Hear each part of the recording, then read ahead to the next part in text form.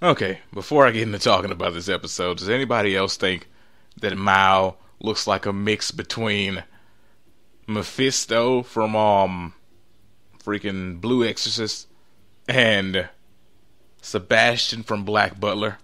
Like, I never pay attention to it in the manga because there's no color. But here in the show, it looks like they did the fusion dance and became this guy. My goodness. Like, no joke. That's what his character design looks like. His personality is kind of like a mix between those two, too. But anyway, talking about this show, it actually felt extremely fast while watching, which I don't know if it's a good thing or a bad thing, because sometimes you wanna have the longer feel when watching something, but heck, most of the time when things seem longer than they are, it's usually because it's boring. So I guess the episode feeling short was a good thing.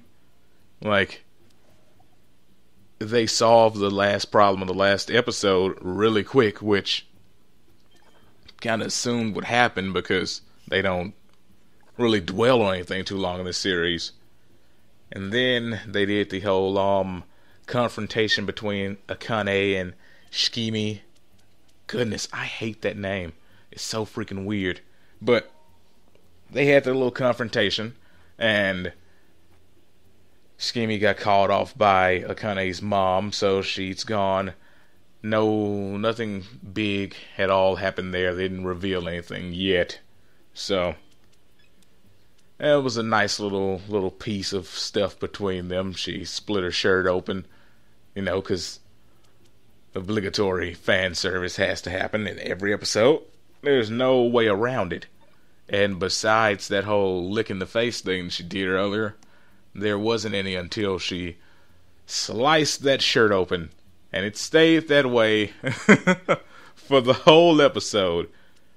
Actually, let me just check real quick at the very end just to make sure I'm not wrong. Yeah, it did stay that way for the whole episode.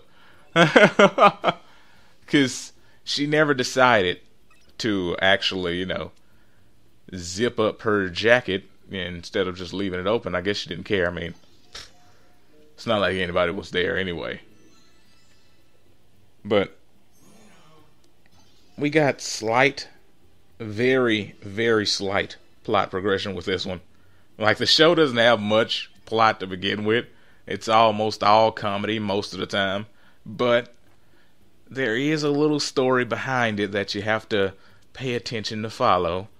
And we got a slight nudge in the right direction as far as plot went. And it was basically saying how Guri is the daughter of God, which, I mean, isn't it supposed to be like all the angels are children of, you know what? Whatever. Let's not even go into that. She's a direct child of him, and, well, it'd be spoiler it'd be spoiler territory if I got into talking about her mother, because they haven't mentioned her yet. So, yeah, that's just her dad. Because I don't want to spoil it for people who haven't read the manga. That'd be messed up. That'd be like somebody sitting here that hasn't seen all of Dragon Ball. Don't know how you haven't done that. But somebody saying, hey, at the end of Dragon Ball Z, Goku flies off with Oob. What? You ruined it! Can't believe you! Yeah, but it was pretty decent for this. The episode's pretty decent. Animation was on point. By the way, in the preview, they show that they're doing the whole beach thing next episode, because we have to have a beach episode. It's just impossible to avoid. Every anime has to have one. I mean, it's 100% necessary. It's never just thrown in there so you can have a full fan service episode. Obviously. It's 100% necessary.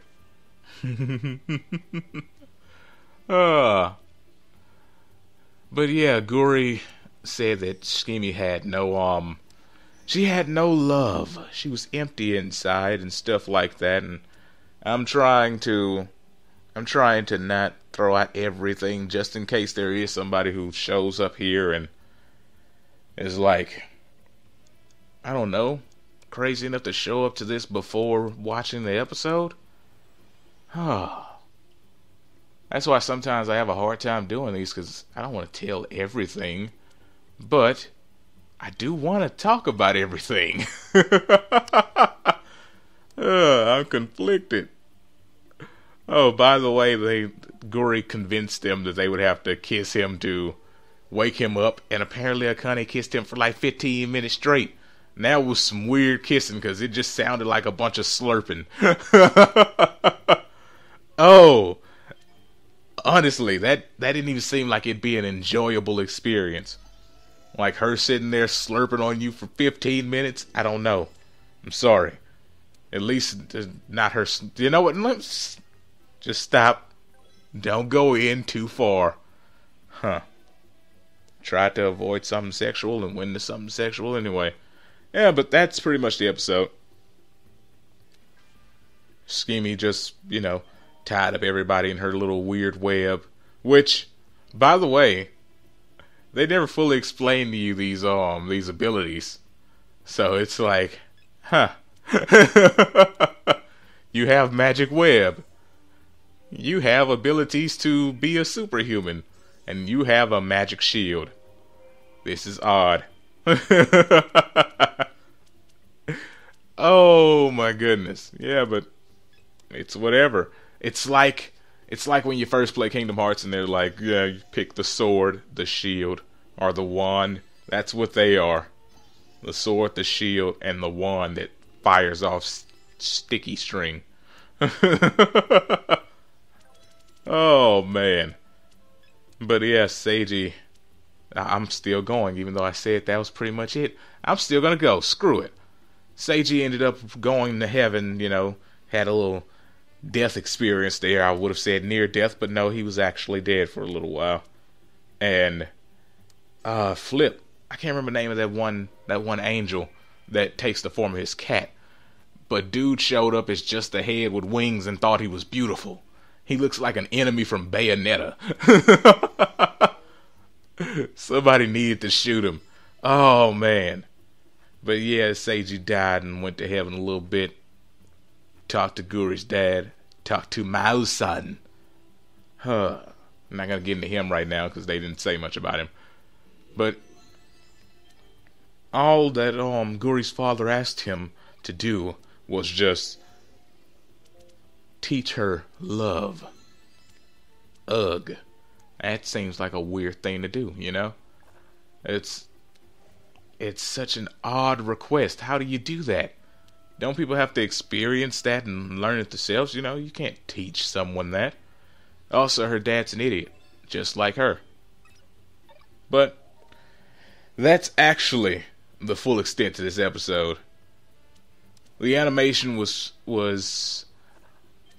pretty nice for this show. I mean, heck, the show stays pretty consistent. It's not like Flip. What was that show that was kind of draggy yesterday? The Armed Girls Machiavellianism. That show.